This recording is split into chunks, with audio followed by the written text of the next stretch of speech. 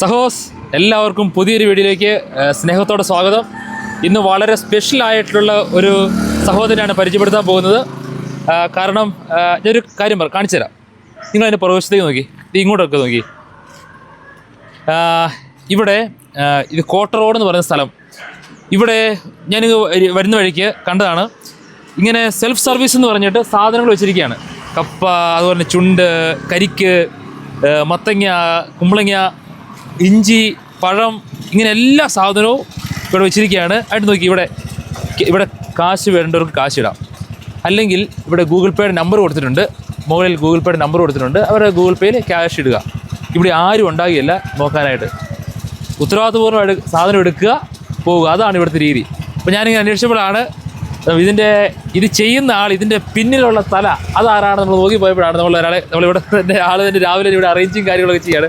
അപ്പോൾ ആൾ പരിചയപ്പെടുകയാണ് എന്താണ് ഇതിൻ്റെ കാരണം ഇന്നത്തെ കാലഘട്ടത്തിൽ നമ്മളറിയാം, ഒരു സൂപ്പർ മാർക്കറ്റ് സ്ഥലങ്ങളെല്ലാം CCTV ക്യാമറ വെച്ചിട്ടുണ്ട്.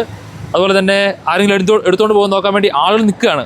അപ്പോൾ ആ ഒരു സാഹചര്യത്തിൽ ഒരു സുരക്ഷിതവും ഇല്ലാത്ത ഇതേ റോഡ് നോക്കിയേ, വലിയ റോഡ്, ഇത്രയും സൗകര്യമുള്ള റോഡിൽ, വണ്ടികൾ പോകുന്ന റോഡിൽ ഓപ്പണായിട്ട് ഇങ്ങനെ ഇത്രയും സാധനങ്ങൾ തുറന്നു വെച്ചിരിക്കുകയാണ്. അപ്പോൾ ഇത്രയും കാര്യങ്ങൾ ചെയ്ത ആ ധൈര്യശാലിയെ കാണാൻ വേണ്ടി പോവാണ്.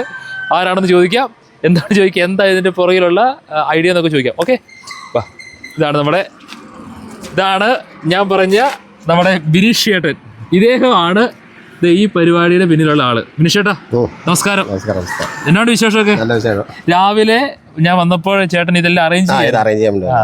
ഇത് ഇത്രയും ചേട്ടാ ചോദിക്കട്ടെ, ഇത്രയും തിരക്കുള്ള റോട്ടിൽ ഇത്രയും സാധനങ്ങൾ നിങ്ങൾ കഷ്ടപ്പെട്ടുണ്ടാക്കിയ സാധനങ്ങളാണല്ലോ, ഇത് വെക്കുക എന്നുള്ള റിസ്ക് ഉള്ള കാര്യമല്ലേ? റിസ്ക് ആണ്. ഇപ്പോഴത്തെ എല്ലാ വാർത്തകളൊക്കെ നമ്മൾ കേൾക്കണേയാണല്ലോ. പക്ഷെ ഞാൻ ആ റിസ്ക് എടുക്കാൻ തയ്യാറായി, അത്രേ ഉള്ളൂ. റിസ്ക് എടുക്കാൻ ചേട്ടൻ തയ്യാറായി. ഇങ്ങനെ ചെയ്തതുകൊണ്ട് എന്തെങ്കിലും പ്രശ്നം, ഇത് നഷ്ടമാണോ ലാഭമാണോ, ഇത് എന്ത് ഇതിൻ്റെ അകത്ത് ഒരു കുഴപ്പമില്ലാണ്ട് പോയിക്കൊണ്ടിരിക്കും. ഒരു കുഴപ്പമില്ല. തുടങ്ങിയിട്ട് 2 മാസം ആവണം. 2 മാസം ആവണം. ഓണത്തിൻ്റെ അന്ന് തുടങ്ങിയത്. ഓണത്തിനന്ന് തുടങ്ങിയാണ്. അപ്പോൾ 2 മാസം സമയമായി.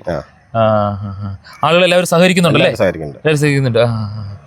പിന്നെ ഇത് ചോദിക്കട്ടെ, ഒരു പ്രധാനപ്പെട്ട കാര്യം, ഇത് തുടങ്ങാനുള്ള കാരണം എന്നാ? തുടങ്ങാനുള്ള കാരണം പ്രത്യേകിച്ച് കാരണമൊന്നുമില്ല, തമ്പുരാൻ അങ്ങനെ തോന്നിച്ചു, അത്രേ ഉള്ളൂ. തമ്പുരാൻ തോന്നിച്ചു, അങ്ങ് തുടങ്ങി അത്രേ ഉള്ളൂ. അത് നിങ്ങൾ പലരെയും കണ്ടിട്ടുണ്ട്, പലരോടും സംസാരിച്ചിട്ടുണ്ട്. ഇങ്ങനെ ഉത്തരം ആദ്യമായിട്ട് എഴുതുന്നത്, ദൈവം തോന്നിച്ചു, അങ്ങ് തുടങ്ങി, അല്ലേ? അത് കാരണം ദൈവം നമുക്കൊരു ചിന്ത തന്നല്ലേ, ഇങ്ങനെ തുടങ്ങണമെന്നൊരു ചിന്ത തന്നു, അതേ ഉള്ളൂ. അല്ലാണ്ട് നമുക്ക് അങ്ങനെ പെട്ടെന്ന് അങ്ങനെ വരുന്ന ചിന്തയൊന്നും വന്നില്ല. അപ്പോൾ അത് ഒത്തിരി ആളുകൾക്ക് ഉപകാരപ്രദമാണ്. ഞാനിപ്പോൾ ഇവിടെ വന്ന സമയത്ത് തന്നെ, ഇവിടെ ഇന്ന് രാവിലെ അല്ലേ, ഇപ്പോൾ സമയം ഒരു 7:15 ആയതുള്ളൂ. അപ്പോൾ തന്നെ വന്ന ആളുകൾ മേടിച്ചു സാധനങ്ങൾ എടുത്തുകൊണ്ട് പോയിടുക.